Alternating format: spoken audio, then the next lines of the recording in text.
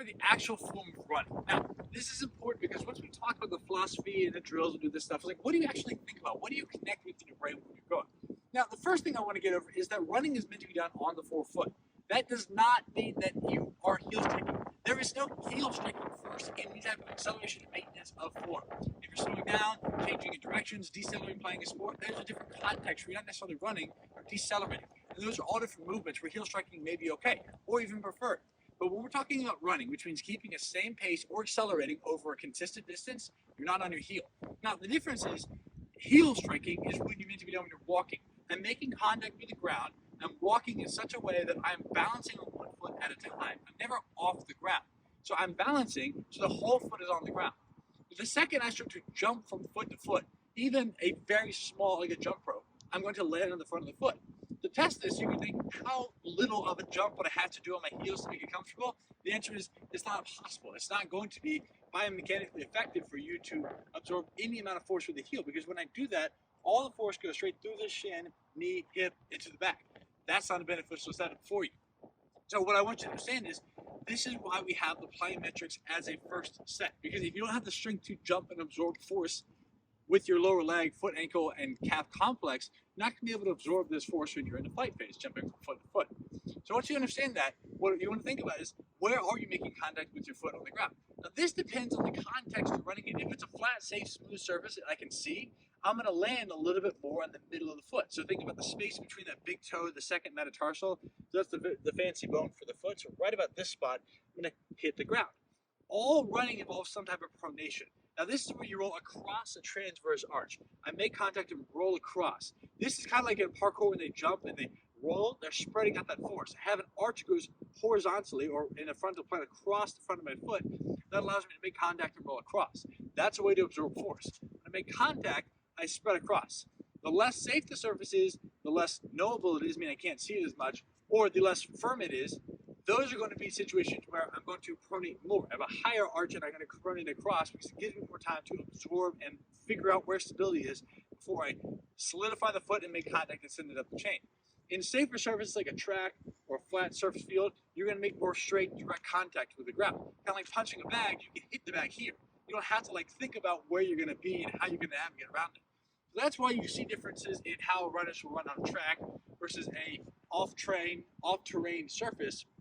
Those are going to be differences there. So there are nuances in the context based off of where you're running and how you're running, but that does not change the fact that you're still making contact with the forefoot, the front portion of your foot first. That also doesn't mean you're landing on your toes. You're not way up high. If I'm sprinting, I'm still going to make contact on the front of the foot with the heel a little bit higher, but that's just because I have a shorter ground contact time.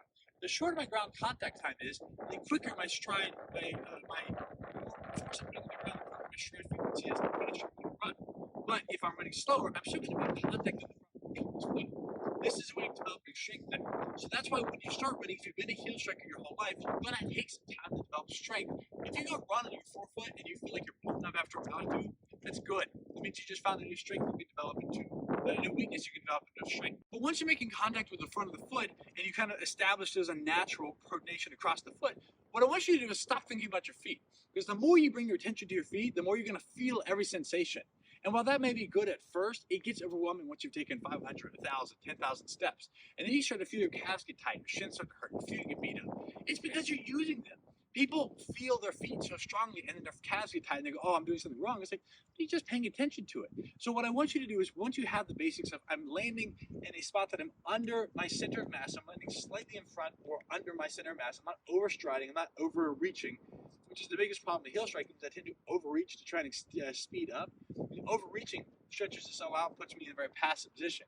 By landing on my forefoot, I have to shorten my stride. I can't reach here, I'm going to make contact here, which then negates most of the hamstring problems, most of the hamstring strains, because I'm not overextending that, overusing that. As we start to get this feel of okay, I'm going to start off with the ankling drills and this idea of I'm starting here, I'm landing, I'm doing a single leg bounding, and I'm building up this kind of basic cadence, basic comfort with where I'm landing. Bring your attention upwards.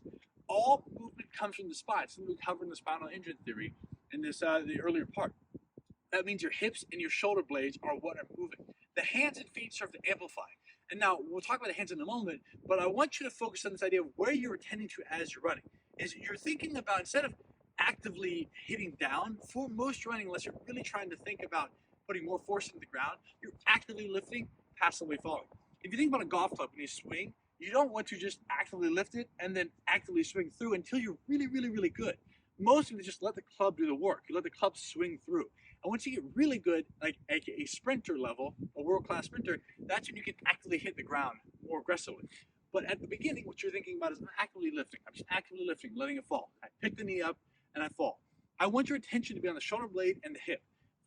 If the hip to knee, so this femur, if I pick this up, the foot comes with it. If I pick this shoulder up, the arm comes with it. So I'm hitting down by thinking the elbow and the knee driving down, or the hip and the shoulder blade driving down, and I'm lifting up by thinking the knee and the elbow are coming up. So you start to see, I take the attention away from the hands and the feet, and just think about the bones that move this torso. And so as I move, I'm thinking active knee coming up, active elbow coming up, and this is this rotation. So I want you just to bring your awareness, close your eyes, and feel yourself moving at the knee and the elbow or the hip and the shoulder. Just play around with these different points of tension. Take away from the hands, go to the elbow. Take away from the elbow, go to the shoulder. Just start to feel this, and you start to feel this whole thing as my hips start to do the kind of salsa dance. And finally, what are you doing with your hands? Now, this is where the hands can go and create tension. That creates it's like pulling the end of a line. It creates tension through the rest of the body. When I'm sprinting, I can create tension, and the more I need it, I can create tension and then throw down as I'm popping. So right when I get to the end, I create tension and I create a whip down. It's like I'm snapping a towel. I create tension and let it pop through. Now this hands, what I want you to think about is the hands go, and there's something, it matters more when you're sprinting. As it hit the ground, I'm creating tension to create resistance as the whip pulls through. And tense, relax, tense, relax, tense, relax, tense, and relax. And so this is this back and forth pattern with the hands. But the biggest thing I want you to think about is if you're thinking the hands are going down, I'm stepping and bouncing and I'm hitting left and right. It's if I run with a hoodie, I'm just bouncing and the hands are popping. It's like this light, I'm bouncing with the hands. I'm just starting to think about this hands, tense down, tense, relax, tense, relax, back and forth, back and forth. That's what you want to start thinking about is the hands tense and relax. Tense and I throw them down. I tense at the top, throw them down to relax, tense at the top, throw them down, they bounce back and forth. I know it looks silly, but if you start thinking about this exaggerated motion, and I'm just popping through, it just gets this very elastic, rhythmic, plyometric, pliable sense of your body. You start to feel springy. I want you to think as you're running, light springy, light springy, light springy, over and over and over again. That's going to take you upright and keep you tall. Now, there's a lot of cues here, but the best thing you got to do is just go practice and run. The philosophical things, what you think about, bring the attention upwards into your hips, into your chest, and your shoulder blades. Sort of think about your foot where you're making contact, shorten your stride, and let your hands be light springy as you bounce and hit the ground. Do those, keep those in mind as you practice running, and just flow, and then think light and springy, and you'll be running smoothly and effortlessly.